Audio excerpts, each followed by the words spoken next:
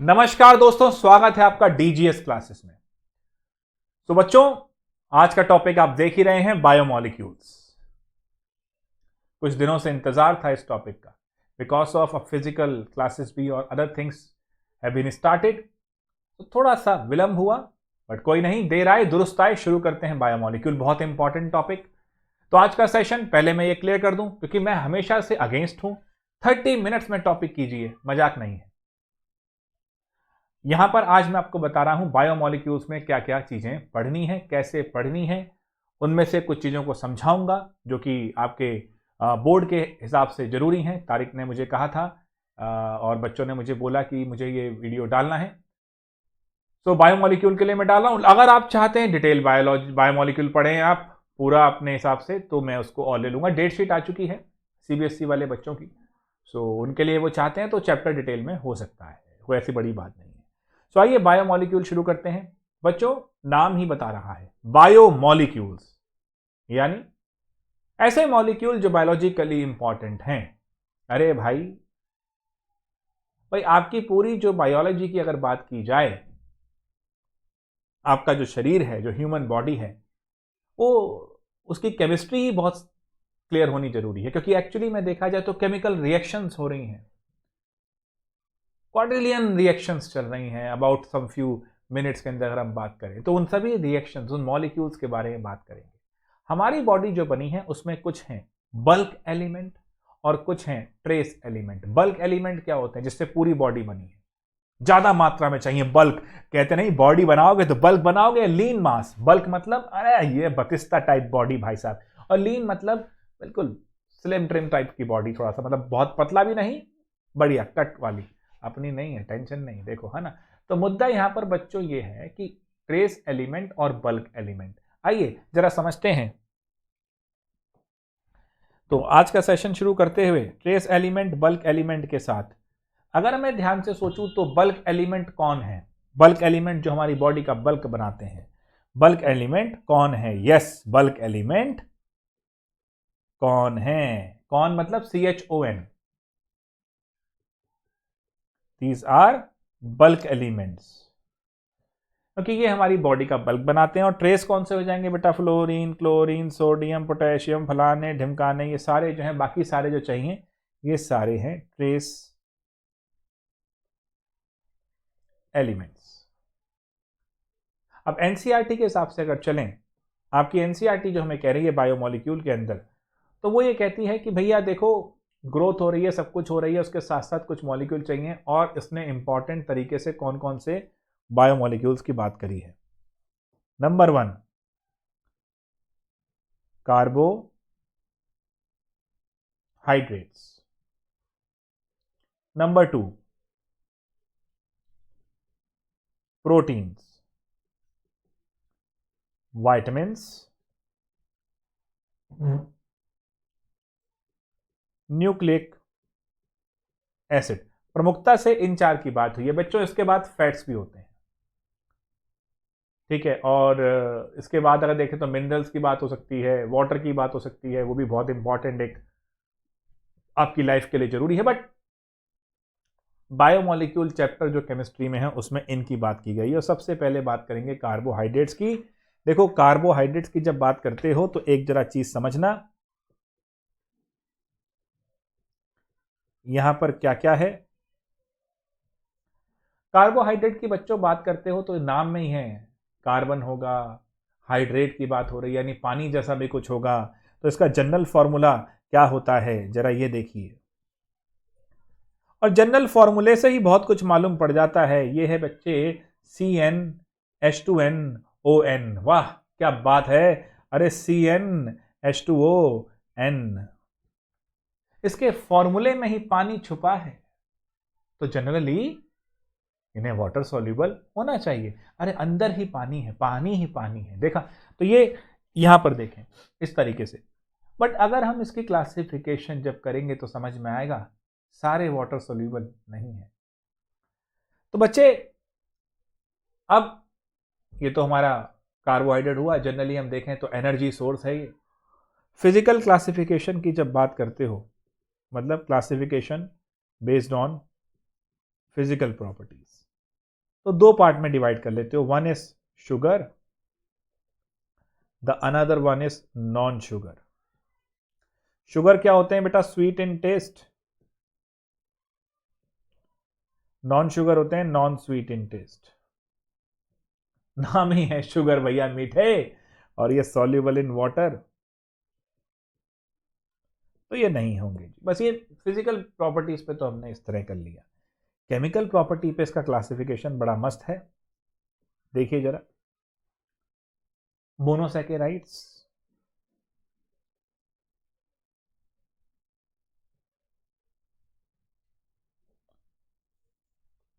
Disaccharides,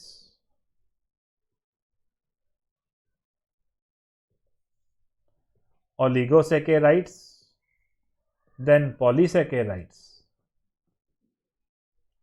मेरे भाई mono नाम में ही छिपा है। देखो सैकेराइड जो वर्ड लिया गया है ये भी शुगर से ही लिया गया। सैकेराइड मीन्स शुगर ही है एक तरीके से, लेकिन सारे मीठे नहीं है हम जानते हैं, बट फिर भी जनरली जैसा इंसान, जैसे अब हमारे रॉबर्ट हुक साहब ने कह दिया था ना सेल, तो उनके लिए तो देखा जाए तो मिसनोमर ही है वो, सेल माने हॉलो स्पेस, बट वो तो नहीं होता, बट ठीक है फिर भी सेल कहा था ना, तो एक नाम पड़ गया सैकेराइड। तो अब इसलिए मोनो, मोनो माने सिंगल यूनिट, है ना। तो सिंगल यूनिट का मतलब क्या है? इसको और नहीं तोड़ सकते। तो मोनो मतलब विच can not B hydrolysed further, इसको और नहीं तोड़ सकते हैं, तो ये हो गया मोनो। इसको दो में तोड़ सकते हैं, तो made up of 2 units of what? 2 units of monosaccharide. अरे हलवा बात है भैया, सबसे छोटी इकाई, सबसे छोटी यूनिट कौन सी है? मोनो। दो मोनो को मिलाओ तो बन जाएगा डाई। पॉली क्या है? More than 2। तो सर फिर ओलिगो क्या है? भैया कुछ वैज्ञानिकों ने यह ऑब्जर्व किया कि जिन कार्बोहाइड्रेट के अंदर 2 से 9 यूनिट ऑफ मोनोसैकेराइड्स हैं, 2 to 9 यूनिट्स, उनकी प्रॉपर्टी एक अलग सेट में डाल सकते हैं। एक तरह से all oligo are poly, but और all poly are not oligo. Single unit which can not be hydrolyse further, mono. 2 units means 2 units of monosaccharides. जैसे माल्टोज 2 ग्लूकोज से मिलकर बनेगा, सुक्रोज ग्लूकोज और फ्रक्टोज से मिलकर बनेगा। अभी बताने ही वाला हूं, एनसीईआरटी में और आता भी है ये। जो बच्चे नीट के देख रहे हैं वो भी देख लें भैया, उनमें भी इस तरह की चीजें पूछी जाती हैं कि आप बताइए इसमें कौन सा इसमें होमो यूनिट्स थी। तो माल्टोज के अंदर दोनों ग्लूकोज हैं। अपने टाइम पे जब एआईपीएमटी दे रहे थे भाई साहब, तब ये सवाल आया था। ठीक है, तो ये अब देखिए, चलो अब तो गुजरे दौर की बातें हो गई, आजकल तो एमबीबीएस की सीटें भी बहुत आ गई। खैर चलो, तो पॉली क्या हुआ? मोर देन 2 यूनिट्स, और ओलिगो उनमें से एक ब्रांच हो गई जिसमें 2 to 9 यूनिट्स हैं। क्लियर है? चलिए मेरे बच्चों, तो ये इस तरीके से हम केमिकल प्रॉपर्टीज पे बेस हम क्लासिफिकेशन करते हैं। एक बार एनसीईआरटी की झलक ले लेते हैं क्या क्या पढ़ना है। ये कार्बोहाइड्रेट के बारे में भाई साहब कह रहा है, और यहां पर इसने एक डेफिनेशन दी है, the carbohydrates may be defined as optically active polyhydroxy derivatives of aldehyde and ketones. फटाफट से इसको अंडरलाइन कर लीजिए।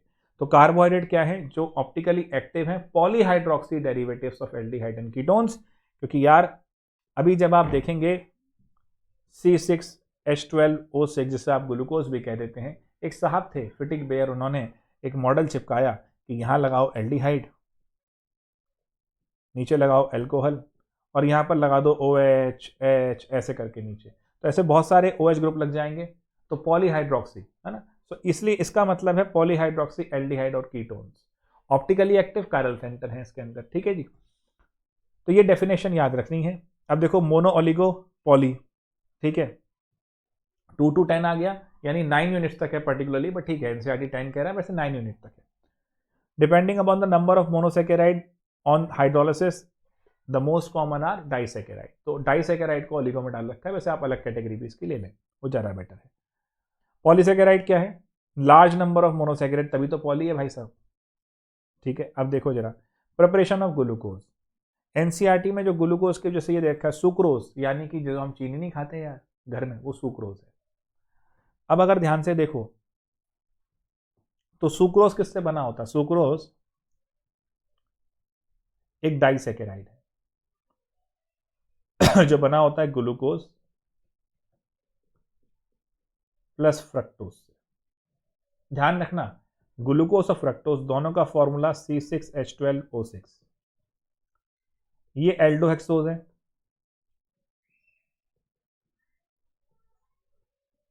ये कीटोहेक्सोज है। अरे सर ये क्या मजाक कर रहे? अरे मजाक हम नहीं कर रहे भैया, अभी बताया नहीं एनसीईआरटी में, क्या भूल गया क्या? Carbohydrates are the polyhydroxy derivatives of aldehyde and ketones. तभी तो ये चैप्टर इतना इंपॉर्टेंट हो जाता है, क्योंकि ऑर्गेनिक केमिस्ट्री की बात कर रहा है आपकी टर्म्स में। So what we can say, sucrose is divided into, मतलब सुक्रोज बनता किससे है? सुक्रोज बन रहा है ग्लूकोज और फ्रक्टोज से। दोनों का फॉर्मूला ये है, ये एल्डोहेक्सोज है, ये कीटोहेक्सोज है। अब देखो मजे की बात, तो C6H12O6 प्लस C6H12O6 दोनों मिलते, फॉर्मूला क्या होना चाहिए था? C12H24O12। बट भाई दो चीज जुड़ रही हैं, पानी तो निकल ही जाएगा, पानी निकाल दो। अब ये दो यूनिट जुड़ती जो है ना मोनोसैकेराइड की, ये जो जुड़ी है जिससे -H2O निकला है, इस लिंकेज को कहते हैं ग्लाइकोसिडिक लिंकेज।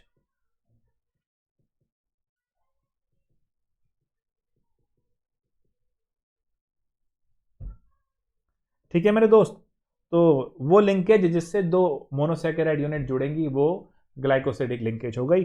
-H2O निकाल दे, क्या बचता है पुत्र? बल्ले बल्ले ओए, यही सुक्रोज का फॉर्मूला हो गया। सिंपल चीज है याद करने के लिए। अरे दुखी तो होना ही नहीं चाहिए आदमी को, इस तरह पढ़ना है। ये सरफेस का बताया था, अब बायोमोलिक्यूल का बता रहे हैं। फालतू के क्लेम मैं नहीं करता, आधे घंटे में भाई साहब बायोमोलिक्यूल कर लीजिए, नहीं भैया।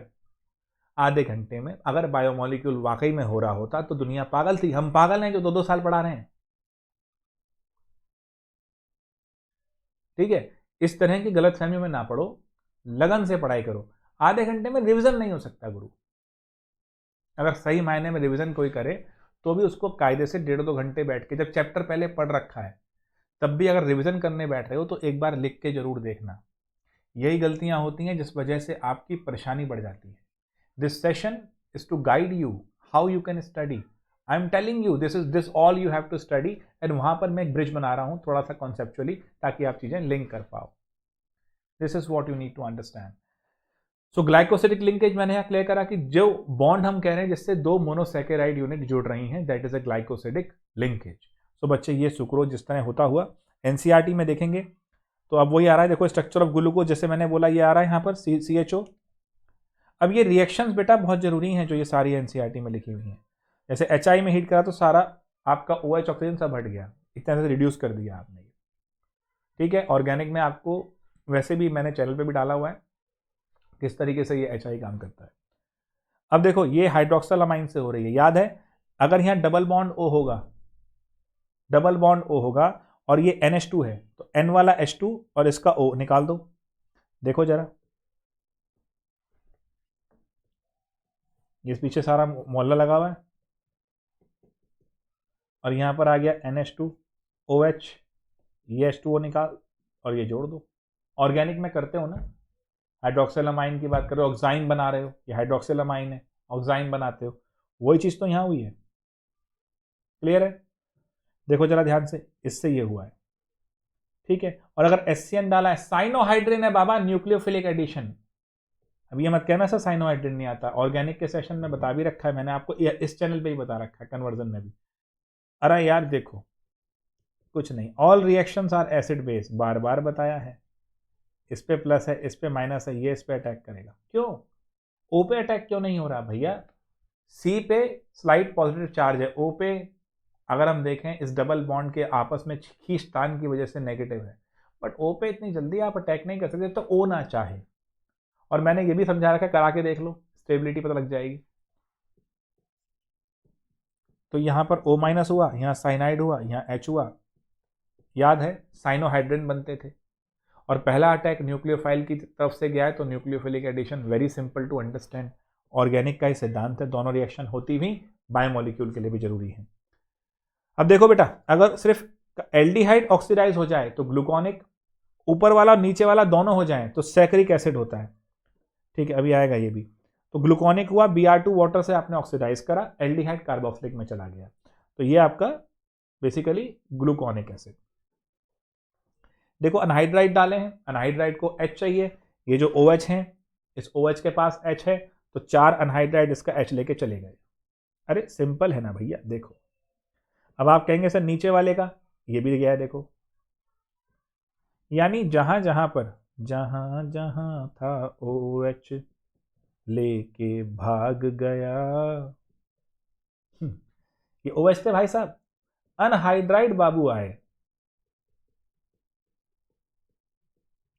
तो अमा यार जितने भी H देने वाले थे इन सब ने H दिया, ये चले गए, और ये वाला कार्बन O से जुड़ गया। ध्यान से देखो, यही हुआ है। कितना सिंपल है भाई, थोड़ा तो देखो पढ़ना है, बस कुछ नहीं है। ये जो H था अनहाइड्राइड का एक सिस्टम लेके चला गया, ये जो O है ये ऑक्सीजन वाला इसका ही है, और ये आ गया। देखो मैंने भी ये बताया, ये तो पूरा साफ हो गया इस H को लेके, जैसे ये H को लेकर ये निकल लिया, इस O के साथ ये कार्बन जुड़ गया, खत्म, बिंदास। एसाइलेशन जो आप करते नहीं थे वही तो चीज है। On oxidation with nitric acid glucose as well as gluconic acid both yield a dicarboxylic acid like I said earlier। Oxidise करा, इधर सैक्रिक एसिड, ग्लूकोनिक से भी बन जाएगा, इससे ही बन जाएगा। लिख के याद करिए बेटा, वीडियो रोक के, ये रिएक्शन वीडियो पॉज करके करो इसको, ठीक है। अब ये देख लो बेटा, ये फिर वो डेक्स्ट्रो लीवो वाला कॉन्सेप्ट आ गया। इसको कैसे कर सकते हो, ध्यान से देखो, यहां पर ग्लिसरैल्डिहाइड को देखो। ग्लिसरैल्डिहाइड क्या होता है बच्चों, 2,3 डाइहाइड्रोक्सी प्रोपेनल, है ना, 2,3 डाइहाइड्रोक्सी प्रोपेनल। इसको ऐसे याद कर लो, अगर राइट साइड में है, अरे यार ऐसे डी बन रहा है, यहां नहीं बन रहा डी, देखो ना ये ऐसे पूरा सिस्टम में डी आ रहा है, इसका डी उल्टा हो गया, ये तो डी नहीं होता ना इंग्लिश में, ऐसे कर लो, ऐसा डी हो गया तो प्लस ग्लिसरैल्डिहाइड हो गया, और ऐसा हो गया तो माइनस हो गया, खत्म। ये एक हमने स्टैंडर्डाइजेशन करी है। फिलहाल बोर्ड के लिए कर रहे हो, है ना, बहुत डिटेल थोड़ी दे दूंगा यार इतनी जल्दी, टाइम लगेगा ना उसमें, लेकिन ये चीज तो कर सकता है ना। डी तो ऐसे बन रहा है ना, शक्ल पे देख, बन रहा है ना, यहां बन रहा है तो एच अड़ गया, कितना आसान है, ठीक है। तो plus isomer of glyceraldehyde has D configuration, ऐसा होगा तो प्लस कह दोगे, अदरवाइज माइनस कह दोगे। जैसे इस चीज को देखना है बस, ठीक है। तो ग्लूकोज में नीचे देखो, ऊपर तो एल्डिहाइड है, ये चीज तो ऊपर है ही ग्लूकोज में, नीचे वाले में OH OH ऐसे चल रहा है तो ये प्लस है, इधर हो जाता तो माइनस। ये क्वेश्चन बहुत जरूरी है कि ग्लूकोज का ओपन चेन स्ट्रक्चर किस मामले में फेल हो जाएगा। तो despite having the aldehyde group, glucose does not give शिफ्ट reagent test and does not form the hydrogen sulphide addition product, जो कि एल्डिहाइड कीटोन्स का टेस्टिंग एक तरीका है। ये न्यूक्लियोफिलिक एडिशन है, ये दोनों नहीं दे रहा। इसका मतलब देखा जाए तो फ्री एल्डिहाइड ग्रुप नहीं है, तो रिंग वाला होना चाहिए। रिंग वाला मतलब hemiacetal type structure. Hemiacetal कैसे होता है बच्चों, अरे ग्लूकोज में बेटा एल्कोहल भी है, डबल बॉन्ड भी है, तो ये इसने बना लिया होगा हेमी एसिटल स्ट्रक्चर, है ना। याद है ना, हेमी एसिटल एसिटल एल्डिहाइड में न्यूक्लियोफिलिक एडिशन एल्कोहल के साथ वाला, क्या परेशानी थी उसमें, देख जरा मेरे भाई, काई झाला, ये देख मेरे भाई, ROH न्यूक्लियोफिलिक एडिशन, वाह जी वाह, ये धर गया, ये ले भाई, हो गया ना। अब लेकिन ग्लूकोज में आनंद आ जाएगा, ये जो OH है जब ये अटैक करेगा इस पर तो रिंग बनेगी, रेसाइक्लिक स्ट्रक्चर, ये बन गया साइक्लिक स्ट्रक्चर। अब भैया बोर्ड के लिहाज से तो ये समझना कि OH रिंग के अंदर और OH रिंग के बाहर, तो पहले कार्बन की पोजीशन पर OH का चेंज होना, एक तरह से देखा जाए तो ये भी वही आइसोमर की कैटेगरी में आना चाहिए, बट आइसोमर थोड़ी कह सकते हो इसको, तो इसको नया नाम दे दिया एनोमर्स। तो the two cyclic hemiacetal forms of glucose differ only in configuration of the hydroxyl group at C1। ठीक है जी, एक मिनट, इसको अंडरलाइन करना है। Called anomeric, the aldehyde carbon before cyclization, such isomer from alpha and beta are called anomers, ठीक है। पायरानोस and furanose, फ्यूरा माने F, F माने 5, फ्यूरा माने 5 की रिंग, पायरा माने 6 की रिंग, पायरान 6 की हो गई, ठीक है सॉरी ठंड हल्की सी है भैया। पायरान हो गई, फ्यूरान हो गई, फ्यूरान मतलब एफ से 5, एफ फ्यूरान, तो 5 की रिंग फ्यूरान, 6 की रिंग पायरान, तो ये तो 6 की है तो पायरान, ठीक है जी। और क्योंकि ये कीटोनिक है, ये जो बनाएगा उसमें क्या आ जाएगा, फ्यूरॉन, इतना देखना है बस, ज़्यादा टेंशन नहीं। डाइसैकेराइड आ जाओ, सुक्रोज किससे बनता है भैया, फटाफट देखो, सुक्रोज बनता है ऐसे, D plus and D minus fructose, ठीक है जी। अब देखो यहाँ पे एक इंपॉर्टेंट चीज आती है,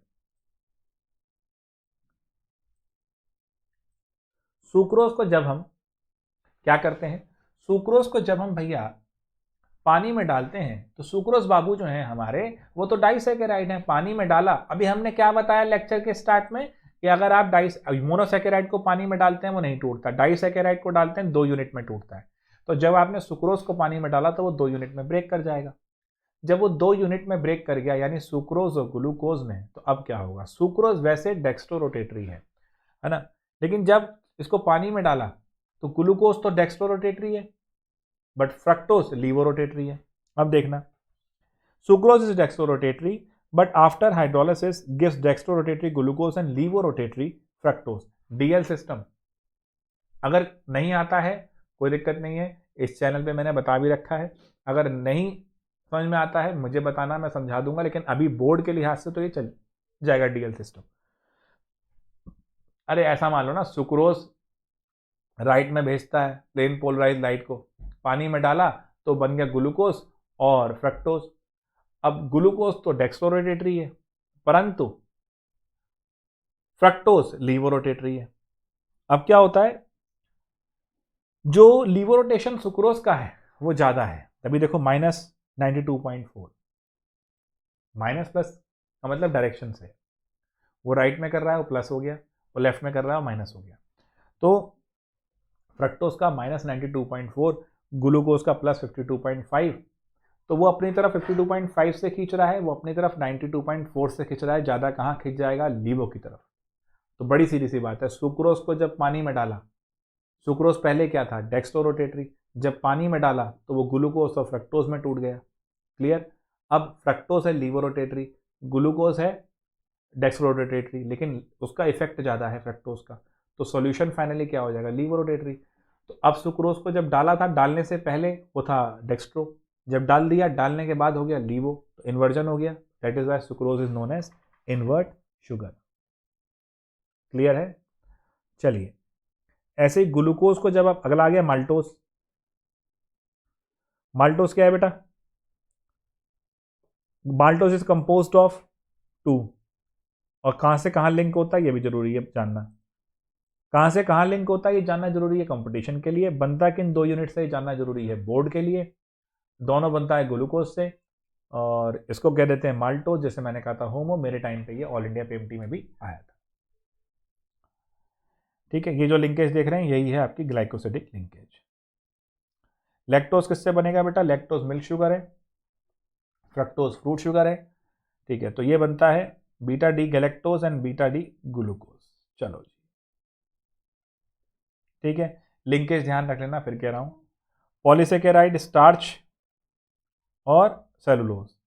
अब जरा यहां देखते हैं फटाफट,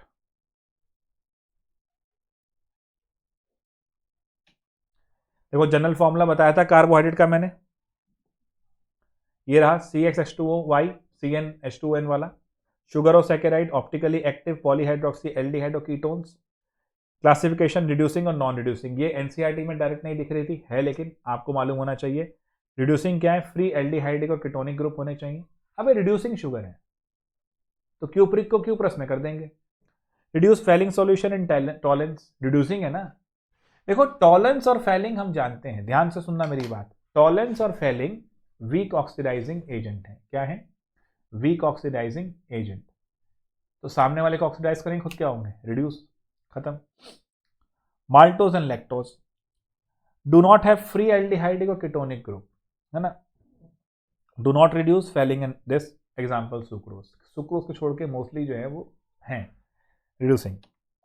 ऑन द बेसिस बता दिया, मोनोसेकेराइड, ओलिगो ते पॉली, लार्ज नंबर। ठीक है जी। ग्लूकोज की ये रिएक्शन फिर से आ गई। वैसे खैर इसको पूरा डिटेल समझाता हूँ। लेबोरेटरी और कमर्शियल। लेबोरेटरी क्या हुआ, उसको हाइड्रोलाइज करके सुक्रोज को, और वैसे उसको पॉलीमरिक में डाल के हीट वगैरह करके, और एंजाइम वगैरह भी यूज हम करते हैं, खैर उसकी ज़्यादा जरूरत नहीं है। ये सारी रिएक्शन है जो एनसीईआरटी में थी। ठीक है, एक बार चाहो इसका स्क्रीनशॉट ले लो। अब ये देखो जरा केमिकल रिएक्शंस ऊपर वाली, इसका स्क्रीनशॉट ले लो। फेलिंग का भी दे रखा है मैंने, इसका भी दे रखा है। ये फुल लेक्चर्स में समझाता हूं मैं। खैर अभी तो आपको शॉर्ट में बता ही रहा हूं सारी बातें। तो आगे आपका ये, अब यहां देखना, अमाइलोज और अमाइलोपेक्टिन से बनता है स्टार्च। यहां भी ध्यान रखना कौन किससे जुड़ता है, C1C4 ग्लाइकोसिडिक लिंकेज।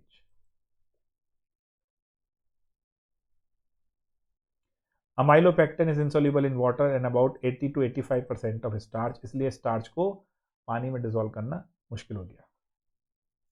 सेलुलोज हम जानते हैं प्लांट्स के अंदर, स्टार्च हमारे अंदर, मतलब हमारे अंदर से ग्लाइकोजन है, बट जैसे आलू आलू खाते हैं उसमें स्टार्च है। हम सेलुलोज को डाइजेस्ट नहीं कर पाते। ग्लाइकोजन हमारी स्टोरेज फॉर्म है, ग्लूकोज को हम ग्लाइकोजन में स्टोर करते हैं। जो नहीं कर पाते वो डायबिटिक पेशेंट है। ठीक है, इंपॉर्टेंस क्या हो गया बेटा, एनर्जी दे रहा है, सीधी सी बात है।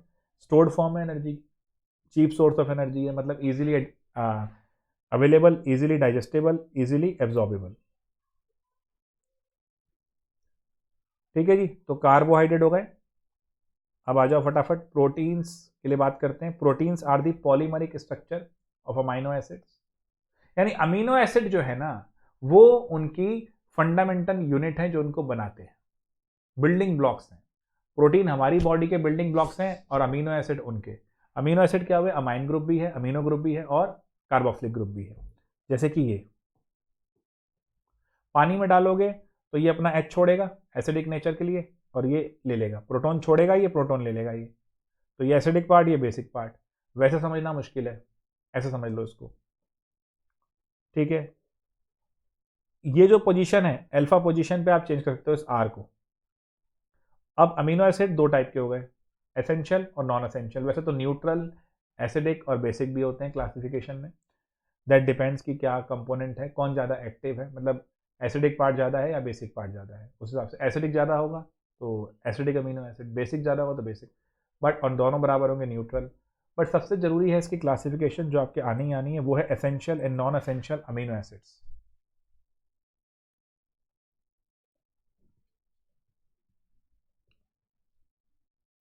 एसेंशियल एंड नॉन एसेंशियल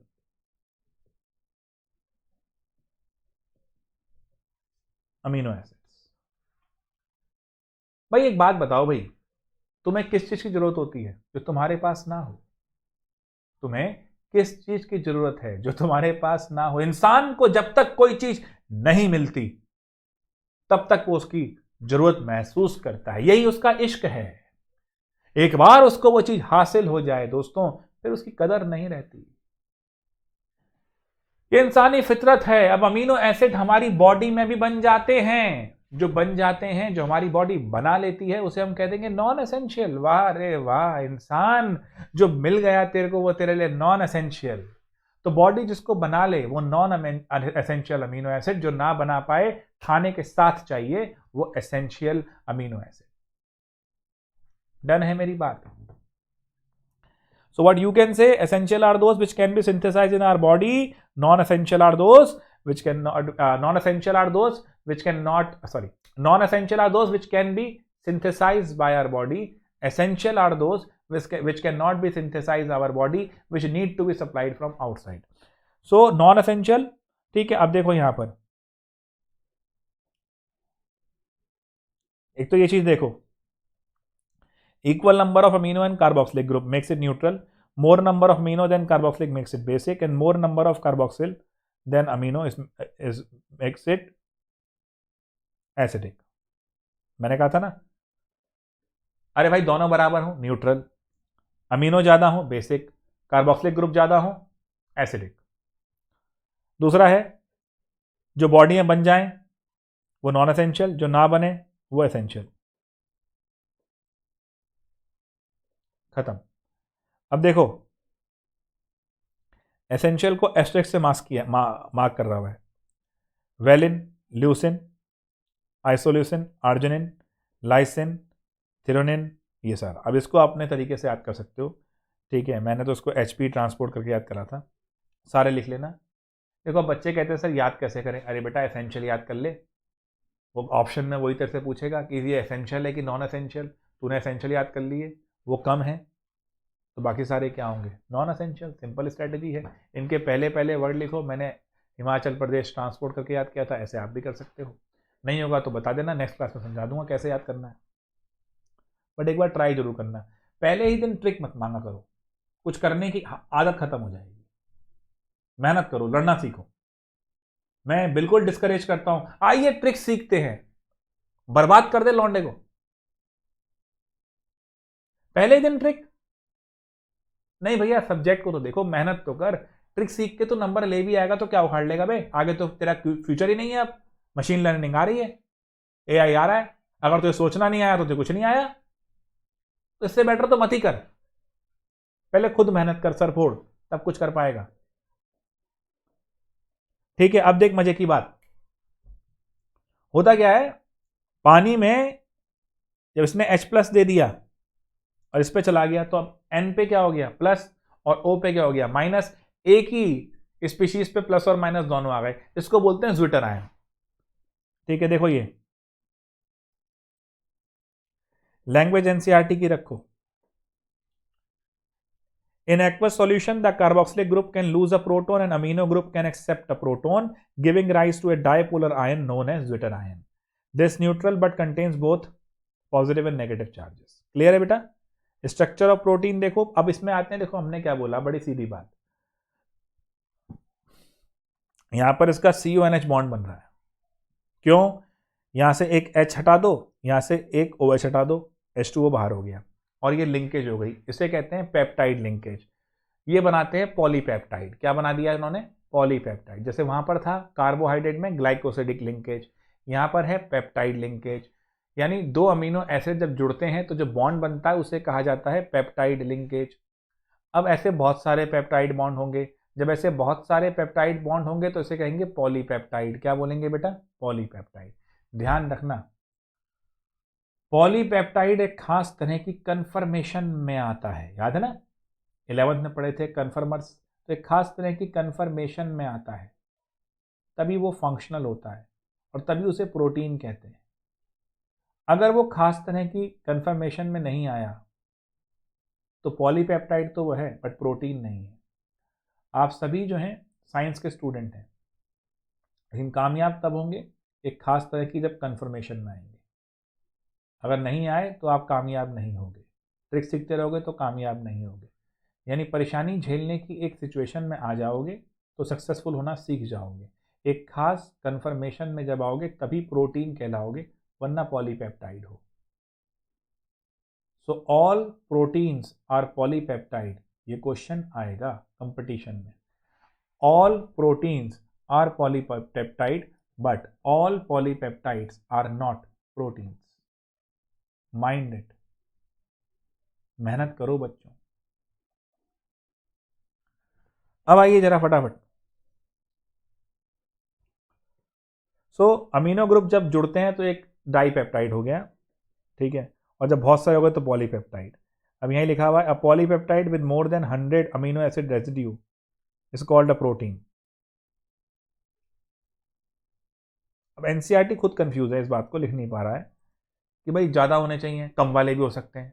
अरे सीधी बोल भाई, कंफर्मेशन होनी चाहिए वैसी, वो खास एक एंगल उसका होना चाहिए स्ट्रक्चर का, तब जाके प्रोटीन है, नहीं तो नहीं है रे। ये बड़ी सीधी सी बात है। प्रोटीन को फाइब्रस ग्लोबुलर में हम क्लासिफाई कर सकते हैं। और यहां से बच्चों अब देखें जरा, ये मैंने बताया जैसे डाइसेकेराइड, पॉलीसेकेराइड, रिड्यूसिंग कौन है, नॉन रिड्यूसिंग कौन है, ये मालूम हो गया। प्रोटीन्स के बारे में बता दिया मैंने अभी। न्यूट्रल, एसिडिक, बेसिक, एसेंशियल और नॉन एसेंशियल। तो non essential can be synthesise, essential can not be synthesise. Clear? Properties, carboxylic acid lose करेगा, गेन करेगा। अब ये आ गया एल्कलाइन सॉल्यूशन में। Now I have to take one another session. तो अभी मैं रिकॉर्डिंग अपनी यहाँ इसको रोकूंगा, अभी न्यूक्लिक एसिड रह गया। होपफुली अब मैं पार्ट 2 या तो आज रिलीज करूंगा या कल इसका। इतने आप ये देखेंगे, है ना, और कार्बोहाइड्रेट और प्रोटीन्स को पढ़ेंगे। लास्ट एक पॉइंट देख लो, isoelectric point, the pH at which dipolar ion, ध्यान रखो ये वो पीएच है जहां पर हम देखा जाए तो इस अमीनो एसिड को निकाल सकते हैं। Exist as neutral ion and it does not migrate to either electrode. क्यों? दोनों इलेक्ट्रोड पे नहीं जाएगा भाई, प्लस और माइनस बराबर हो गया, किसी भी इलेक्ट्रोड की तरफ नहीं जाएगा। प्लस ज़्यादा होता तो माइनस पे जाता, माइनस ज़्यादा होता तो प्लस पे जाता। अब दोनों बराबर हो गए तो किसी पे नहीं जा रहा। The amino acid have least solubility in water at isoelectric point. This is point to be noted, which help in their separation. With this point, I want you to learn everything जो मैंने अभी इस topic में बताया है अभी इस lecture में। अपने सेशन के बाद I will record another part of this biomolecule and I will wind up in that. एक सेशन ले लूँगा NCERT question of biomolecule and chemistry in everyday life पे, रटा हुआ काम हो जाएगा। इसके बाद बच्चों इनऑर्गेनिक का, जैसा मैंने आपसे कहा था, जेई वाला सेशन जो हमें करना था, मैं उस 4-5 दिन अभी डाल नहीं पाया हूँ, तो अब उसमें पी ब्लॉक का डाल दूंगा और कोऑर्डिनेशन का बढ़िया क्वेश्चन जो है वो लेकर आऊँगा, वो उसमें करेंगे। ठीक है, चलिए मिलते हैं अगले सेशन में, तब तक के लिए नमस्कार दोस्तों।